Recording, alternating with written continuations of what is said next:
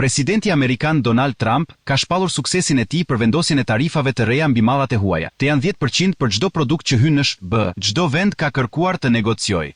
E kemi gjetur veten në koltukun e shoferit. Kur nuk i kërkon makinat e brendshme të punës të bëj diçka, tani do të bëj gjithçka për ne. Kjo do të bëj gjithçka për ne. Megjithatë, ky vendim ka shkaktuar një tronditje të madhe në tregjet financiare. Bursat botërore dhe aksionet në SBA kanë pësuar rënje që prej shpalljes së tarifave, ndërsa dollari është zhvlerësuar ndjeshëm, duke bërë që euro të arrijë nivelin më të lartë në 6 muajt e fundit.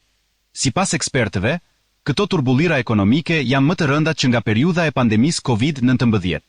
Në përgjigje të tarifave amerikane, Bashkimi Evropian ka paralajmëruar masa të njëjta kundër SBA-s, duke rritur rrezikun e një lufte tregtare.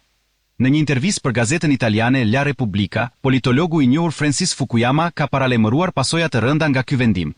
Tarifat janë një zgjedhje e çmendur, do të na çojnë në recesion, duke rrezikuar edhe një luftë botërore, është shprehur profesori i Universitetit të Stanfordit. Pritet që situata ekonomike të vijojë të përkeqësohet nëse nuk arrihet një marrëveshje e re mes SBA-s dhe partnerëve të saj tregtar.